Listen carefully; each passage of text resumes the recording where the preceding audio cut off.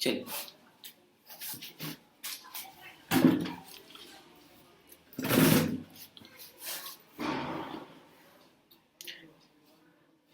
Hello दोस्तों, आप सभी को बिहार बोर्ड की पढ़ाई के यूट्यूब के ऑफिशियल चैनल पर स्वागत है।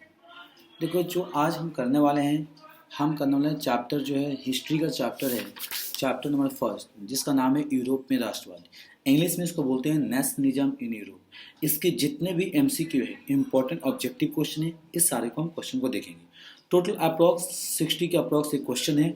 जो कुछ ऐसे क्वेश्चन है जो बोर्ड में आ चुके हैं, कुछ ऐसे क्वेश्चन है जो बोर्ड में आने वाले हैं।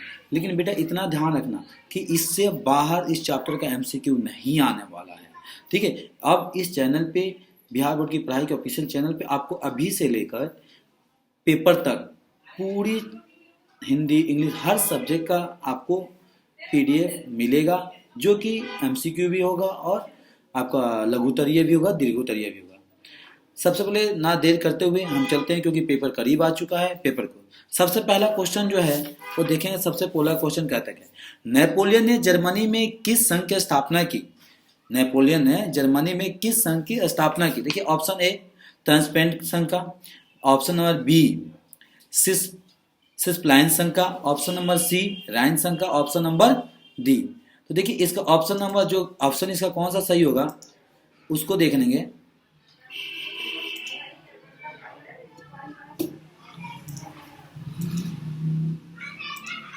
ठीक बेटा, तो इसका ऑप्शन नंबर सी सही है। कौन सा सही है? ऑप्शन नंबर सी सही है। दूसरा क्वेश्चन देखेंगे कि नेपोलियन संहिता किस वर्ष लागू की गई? जो नेपोलियन संहिता था वो किस वर्ष लागू की गई थी? ऑप्शन ए 1789 में, ऑप्शन नंबर बी 1791 में, ऑप्शन नंबर सी 1801 ईस्वी में, ऑप्शन नंबर डी 1804 ईस्वी में। तो इसका राइट आंसर जो होगा बेटा ऑप्शन नंबर डी है, क्योंकि नेपोलियन संहिता ने 1804 ईस्वी में उन्होंने लागू कराई थी। तो इसका ऑप्शन नंबर जो डी है वो है ऑप्शन नंबर डी सही है।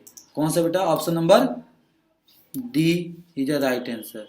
D is a right answer है बेटा। अगला क्वेश्चन देखेंगे।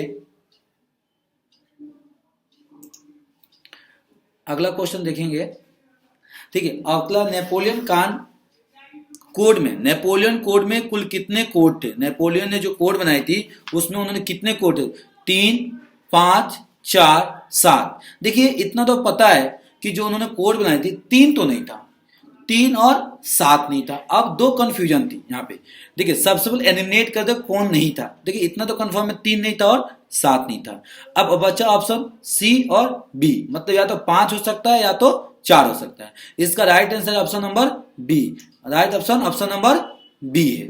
अगला क्वेश्चन था, इटली और जर्मनी को वर्तमान में किस महादेश के अंतर्गत आते हैं? इटली और एवं जर्मनी वर्तमान में किस महादेश के अंतर्गत आते हैं? ये दोनों किसके अंतर्गत आते हैं? ऑप्शन नंबर उत्तरी अमेरिका में, दक्षिणी अमेरिका में, सी है यूरोप में, डी है पश्चिम एशिया में। देखिए, सबसे पहले हम बात करते हैं। देखिए, एशिया तो है नहीं, इसका पश्चिम एशिया में नहीं हो सकता और उत्तरी अमेरिका में भी नहीं है। ना ही उत्तरी अमेरिका में है, ना ही पश्चिमी एशिया में है, और ना ही दक्षिणी अमेरिका में है। तो ये किस में बेटा? Option number C right answer है, क्योंकि किस में बेटा? ये यूरोप के अंदर आता है। किसके अंदर आता है? ये यूरोप के अंदर आता है।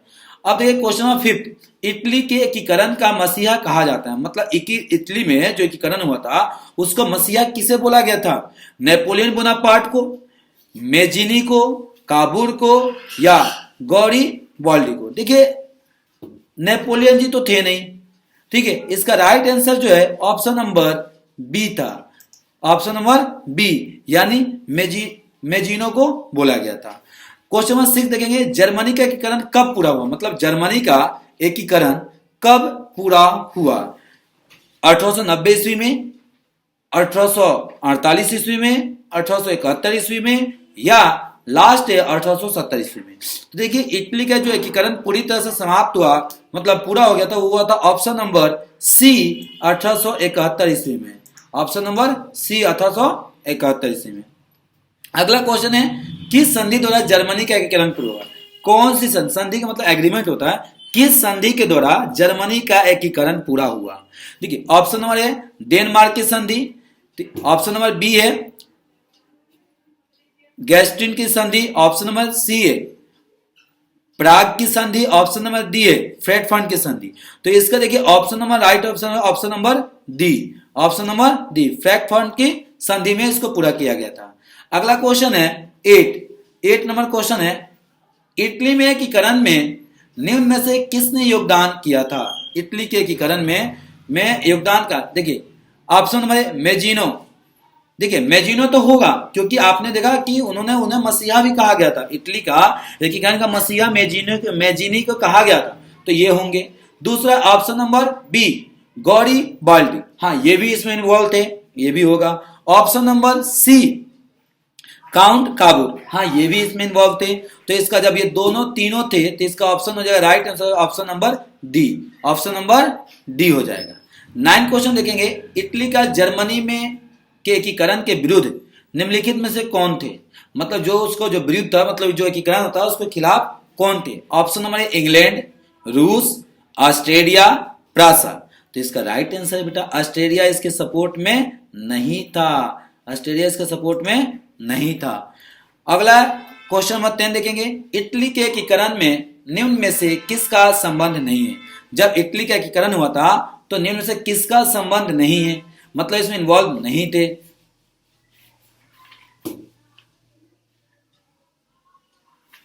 Option number A Bismarck, option number B Mazzini, option number C Cavour, option number D Garibaldi. तो इसका राइट आंसर है कि मतलब इनका बिस्मार्क का किसी भी तरह से कोई भी संबंध नहीं था जब इटली में एकीकरण हुआ था। तो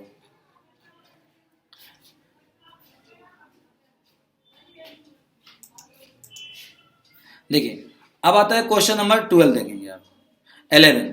सबसे पहले क्वेश्चन 11 कह रहा है क्या, जर्मनी में एकीकरण का प्रमुख वस्तुकार कौन थे?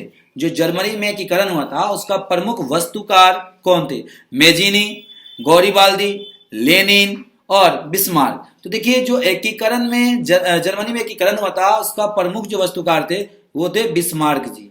कौन थे? बिस्मार्क थे। क्वेश्चन नंबर 12, जर्मनी में एकीकरण के लिए कौन उत्तरदायी था? जर्मनी में जो एकीकरण हुआ था उसका कौन उत्तरदायी था?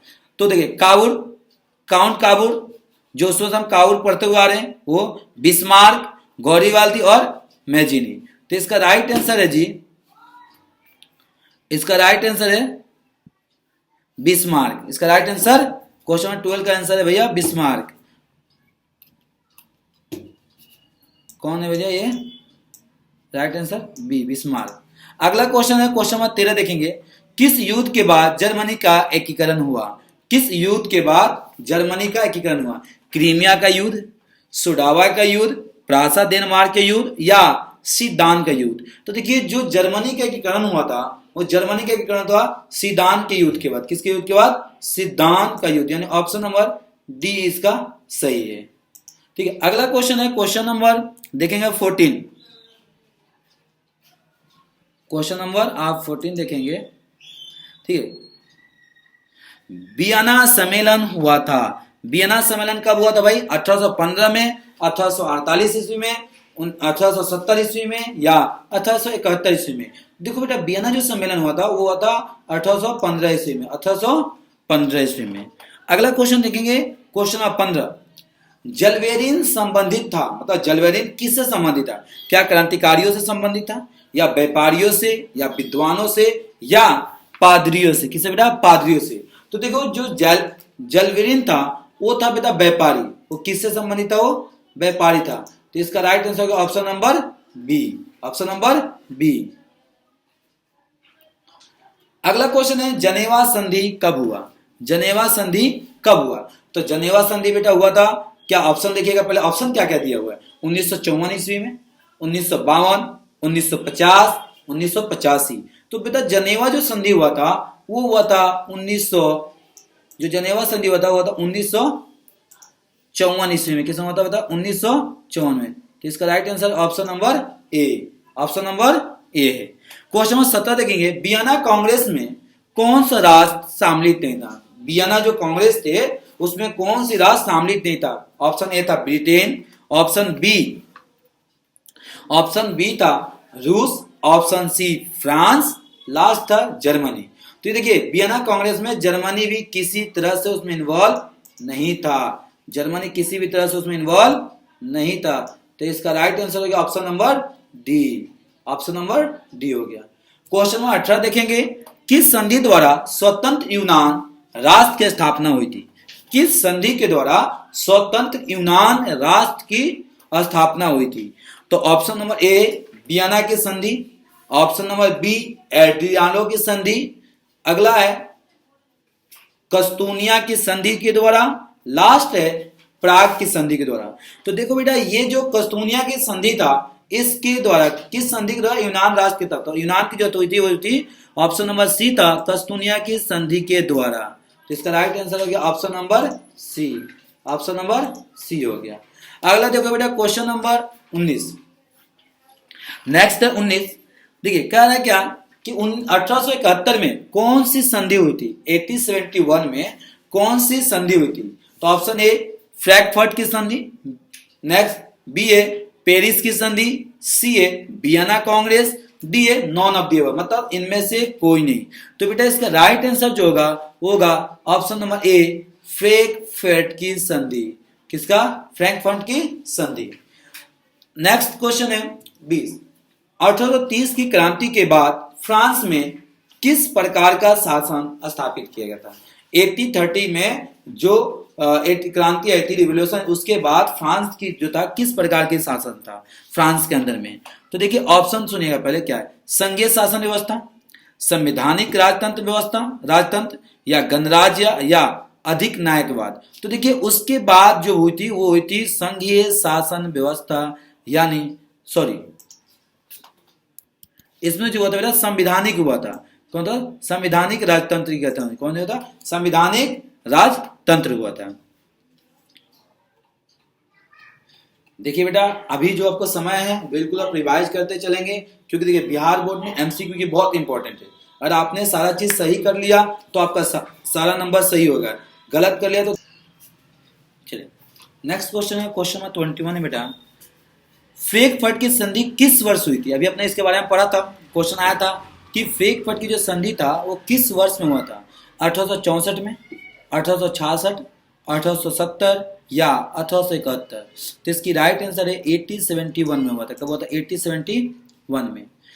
किसने अपनी कूटनीति के बल पर इटली की समस्या को संपूर्ण यूरोप की समस्या बना दी? इनमें से किसने जो कूटनीति, मतलब उनकी कूटनीति का इटली की समस्या को संपूर्ण यूरोप की समस्या को बना दिया? ऑप्शन ए है काउर, मतलब काउंट काबुर, गॉरिबाल्डी, मेजिनी, या विक्टर इमैनुअल।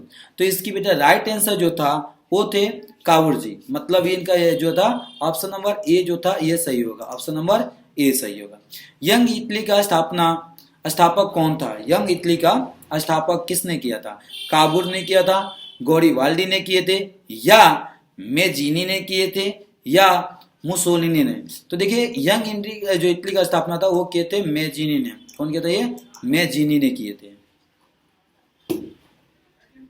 अगला लाल कुर्ती का गठन किसने किया था? लाल कुर्ती का गठन किसने किया था? लाल कुर्ती का गठन देखो काबुर तो किए नहीं थे, तो ऑप्शन ए नहीं होगा। लाल कुर्ती का गठन किसने किया था? तो लाल कुर्ती का गठन किए थे काबुर नहीं, मेजिनी ये भी नहीं थे, बिस्मार्क, बिस्मार्क कौन थे बेटा? बिस्मार्क ये भी नहीं थे। जो लाल कुर्ते का गठन किए थे वो किए थे गॉरिबाल्डी ने। किसने किया था? गॉरिबाल्डी ने किए थे। नेक्स्ट क्वेश्चन है, नेक्स्ट क्वेश्चन देखेंगे। अगला क्वेश्चन है बेटा कि काउर कौन थे? काउर कौन थे? तो देखिए काउर जर्मनी का राजा थे, इटली का प्रधानमंत्री थे, या इटली के राजा थे, या जर्मनी के मंत्री थे? तो जो काउर थे बेटा वो थे इटली के प्रधानमंत्री। कौन थे? इटली के प्रधानमंत्री। तो ऑप्शन नंबर बी सही था। नेक्स्ट क्वेश्चन है, फ्रेंड्स ऑफ इटली नामक संस्था का गठन किसने किया था? फ्रेंड्स ऑफ इटली नामक जो संस्था का गठन किसने किया था? जियोबार्डी ने, चार्ल्स एल्बर्ट ने, विक्टर इमैनुअल ने, या मेजिनी ने? तो इसका राइट जो आंसर होगा ऑप्शन नंबर डी, मेजिनी ने किए थे फ्रेंड्स ऑफ इटली का, इटली नामक संस्था की स्थापना। कार्बोनारी का स्थापना किस वर्ष हुई थी? 1810, 1815 में, 1830 या 1848 में। तो इसका जो राइट आंसर था बेटा वो था 1810 ईस्वी में। कब हुआ था? 1810 ईस्वी में हुआ था। ठीक है, नेक्स्ट क्वेश्चन है कि गौरीवाल्दी पेशे से क्या थे? जो गौरीवाल्दी थे वो पेशे से, मतलब वो किस पेशे से बिलोंग, उनकी प्रोफेशन क्या था? क्या वो सिपाही थे? क्या वो सिपाही थे? ऑप्शन नंबर ए कह रहा है। बी किसान, सी जमींदार, या डी नाविक। तो देखिए वो नाविक थे। कौन थे वो? नाविक थे। नेक्स्ट क्वेश्चन, काउंट काबूर को क्यूवेटर इमैनुअल ने किस पद पर नियुक्ति किया था? किस पद पर नियुक्ति किया था? उनको किस पद पर नियुक्ति किया था? ऑप्शन नंबर देखेंगे। ऑप्शन नंबर ए सेनापति, बी फ्रांस के राजदूत, सी प्रधानमंत्री, ऑप्शन नंबर डी गृह मंत्री। जी उनको किया था किसने बेटा? उनको किया था प्रधानमंत्री के लिए। किसके लिए था? प्रधानमंत्री के लिए। नेक्स्ट क्वेश्चन देखेंगे। नेक्स्ट क्वेश्चन देखेंगे बेटा, क्वेश्चन नंबर 30। विलियम प्रथम कहाँ का शासक था? विलियम प्रथम कहाँ का शासक था? इटली, प्रासा, ऑस्ट्रेलिया, यूनान। तो कहाँ था बेटा? प्रासा के शासक था। कहाँ था? प्रासा का शासक था। अगला क्वेश्चन, जलवेराइन की स्थापना किस राज्य ने की थी? जलवेराइन की स्थापना किस राज्य ने की थी? ऑप्शन नंबर ए प्रासा ने, बी ऑस्ट्रेलिया ने, सी सर्डेनिया ने, डी नेपल्स ने।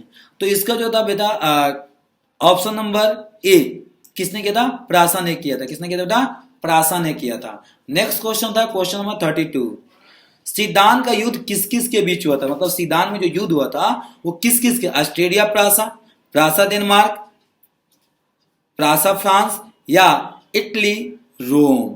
ठीक है, तो इसका राइट आंसर जो था बेटा वो था प्रासा और फ्रांस के बीच में हुआ था। किसके बीच में हुआ था? प्रासा और फ्रांस के बीच में हुआ था। नेक्स्ट क्वेश्चन है बेटा, बिस्मार्क किस विद्वान की विचारधाराओं से प्रभावित था? बिस्मार्क किस विद्वान की विचारधाराओं से प्रभावित था? ऑप्शन नंबर रूसो, बी था हिगेल, ऑस्टर्ड, जैकब। तो ये जो था इसका राइट आंसर था ये था हिगेल के विचारधाराओं से प्रभावित थे। किसके? हिगेल के विचारधाराओं से प्रभावित थे। नेक्स्ट क्वेश्चन है, सिद्धांत युद्ध कब हुआ था? सिद्धांत युद्ध कब हुआ था? आपको पता तो चल गया कि प्रासा और फ्रांस के बीच में हुआ था, लेकिन कब हुआ था इस चीज को पूछा गया यहाँ पे। तो बेटा ये ऑप्शन में 1871 ईस्वी में, 1870 में, 1848 में, या 1815 में। तो इसका राइट आंसर था 1870 ईस्वी में हुआ था। कब हुआ था? 1870 ईस्वी में। नेक्स्ट क्वेश्चन है 35। यूरोप का मरीज किसे कहा जाता था? इसमें बोला गया था ना कि यूरोप का मरीज मतलब कि यूरोप छींकता है तो भी देश उसके साथ छींकता है, तो मतलब कि वो बीमार पड़ जाता है। तो यूरोप का मरीज किसे कहा गया था बेटा? ये तुर्की के कहा गया था। किसको कहा गया? तुर्की को। लोग कहते थे ना कि यूरोप भी छींकेगा तो उस वक्त तुर्की को भी खांसी हो जाती थी। क्वेश्चन 3, यूरोप वासियों के लिए किस देश का साहित्य एवं विज्ञान प्रेरणा का स्रोत रहा? यूरोप वासियों के लिए किस देश की साहित्य और विज्ञान उसके लिए प्रेरणा मतलब उसको मोटिवेशन थॉट देता रहा था? ऑप्शन ए बेटा जर्मनी, यूनान, टर्की, या इंग्लैंड। इसका राइट आंसर था बेटा यूनान। राइट आंसर यूनान था। क्वेश्चन नंबर 37, यूनान के स्वतंत्रता संग्राम में किसकी पराजय हुई? यूनान की जो स्वतंत्रता संग्राम होता है उसमें किसकी पराजय हुई? तो इसका ऑप्शन देखिए पहले क्या बोला इन्होंने, यूनान की, टर्की की, रूस की, या फ्रांस की। तो राइट आंसर था इसका बेटा टर्की की। राइट आंसर क्या था? टर्की की। तो इसका राइट आंसर टर्की हो गया। नेक्स्ट क्वेश्चन, ये देखिए यूरो बन के यहाँ चला गया, इस पर ध्यान ना दें। नेक्स्ट क्वेश्चन है बेटा 38। 1829 में एड्रियानोपुल की संधि किस देश के साथ हुई थी? मतलब ये किस किस देश के साथ हुई थी? तो देखिए ऑप्शन है टर्की, बी यूनान, सी हंगरी, डी पोलैंड। इसका राइट जो आंसर था बेटा वो था टर्की। क्या था? टर्की के साथ हुआ था, मतलब तुर्की जो बोलते हैं यहाँ पे। नेक्स्ट क्वेश्चन है 39। यूरोपीय सभ्यता का पालना किस देश को कहा जाता था? यूरोपीय सभ्यताओं का पालना किस देश को कहा गया था? इटली, रोम, स्पेन, या यूनान? तो इसकी राइट आंसर था बेटा यूनान। क्या था? यूनान को बोला गया था। हंगरी की भाषा क्या थी? हंगरी की भाषा क्या थी? इटवाली, मैग्यार, पोलिश। तो इसकी जो भाषा थी वो मैग्यार थी। क्या था बेटा? मैं ज्ञार था। नेक्स्ट क्वेश्चन है, यूरोपीय राष्ट्रवाद की प्रभावित होकर किस भारतीय शासक ने जैकोब क्लब की स्थापना की थी? मतलब यूरोपीय राष्ट्रवाद से मतलब प्रभावित होकर, मतलब उससे कुछ सीखे, किस शासक ने जैकोब क्लब की स्थापना की थी? Option number A Hyder Ali ने, टीपू सुल्तान ने, सफदर जंग ने और शिवाजी ने। देखिए सफदरजंग तो जगह का नाम है, सफदरजंग तो जगह का नाम है। देखिए इसका राइट आंसर क्या हो सकता है सर? इसका राइट आंसर होगा जो ये टीपू सुल्तान ने किए थे। कौन किए थे भैया? टीपू सुल्तान ने किए थे। नेक्स्ट क्वेश्चन 42 देखेंगे क्या कह रहा है। 19वीं शताब्दी में यूरोप में राष्ट्रवाद का विकास क्या का परिणाम रहा? 19वीं सेंचुरी में जो यूरोप में राष्ट्रवाद हुआ था उसकी क्या परिणाम रहा? देखिए साम्राज्यवाद का विकास, उपनिवेशवाद का विकास, निरंकुश राज्यों की स्थापना या राष्ट्रीय राजाओं का पुनः स्थापना। राष्ट्रीय राजाओं का पुनः स्थापना। तो इसका राइट आंसर था राष्ट्रीय राजाओं का पुनः स्थापना, यानी ऑप्शन नंबर डी इसका सही है। नेक्स्ट क्वेश्चन है, सेदानों का युद्ध में किसकी पराजय हुई थी? जो सेदानों का युद्ध हुआ था उसमें किसकी पराजय हुई थी? ऑस्ट्रेलिया की, प्रासा की, नेपल्स की या सिलेना की? तो इसका राइट आंसर था ऑप्शन नंबर ए ऑस्ट्रेलिया की हुई थी, ऑस्ट्रेलिया की। अगला क्वेश्चन है, बिस्मार्क क्या था? बिस्मार्क क्या था? कवि था, नाटककार था या संगीतज्ञ था या कूटनीतिज्ञ था? अभी इसका क्वेश्चन आया था कि बिस्मार्क क्या था, तो भैया बिस्मार्क जो था वो कूटनीति अपनाता था। ठीक है, तो इसका ऑप्शन नंबर डी होगा।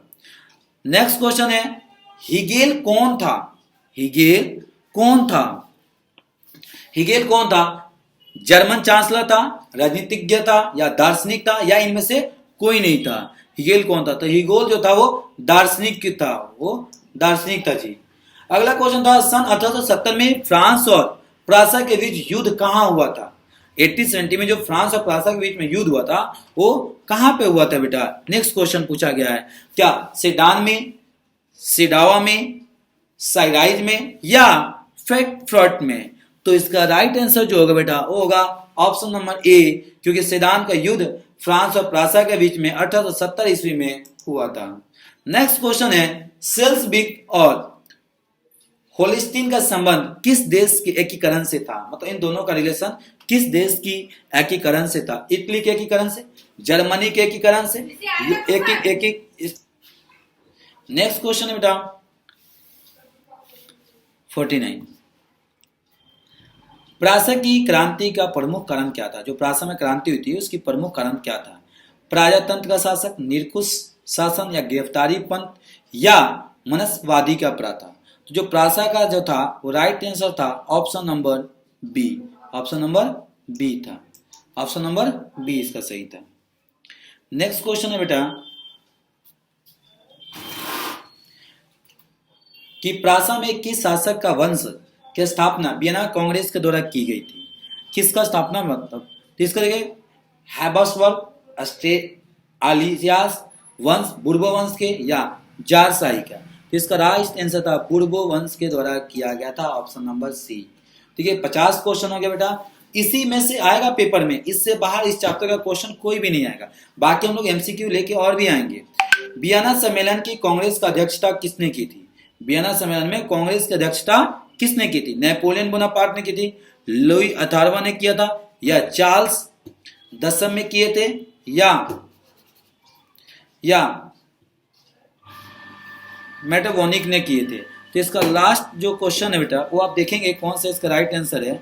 इसकी राइट आंसर है ऑप्शन नंबर डी, डी। बेटा आज के लिए इतना ही, फिर मिलेंगे नेक्स्ट क्लास में। थैंक यू, खुदा हाफिज़, टाटा बाय बाय। बाकी जो क्वेश्चन मैंने छोड़ा हूँ 4 या 5, ये क्वेश्चन का आंसर आप खुद कमेंट में देंगे। जो मैं 4 क्वेश्चन छोड़ा हूँ और जो इसके नीचे भी जो आपका क्वेश्चन है, इस क्वेश्चन का आंसर आप लोग कमेंट में कमेंट करके बताएंगे। मतलब मैंने आपके होमवर्क में दिखाया तो 7 क्वेश्चन मैंने छोड़ दिया, 7 क्वेश्चन का आप आंसर खुद देंगे बेटा। एक तो ये 53, 54 और ये। आज के इतना ही, फिर मिलेंगे अगले क्लास में बेटा। थैंक यू, खुदा हाफिज़, टाटा बाय बाय, जय हिंद, जय भारत। आप सभी मन लगा के पढ़ें, क्योंकि देखो बेटा हमें असफलताओं से डर नहीं लगता, हमें डर लगता है कि अपनी माँ बाप के आंखों में आंसू देख के। तो हम कुछ ऐसा नहीं करेंगे जो हमारे माँ बाप के आंसू। थैंक यू, खुदा हाफिज, टाटा बाय बाय, जय हिंद, जय भारत।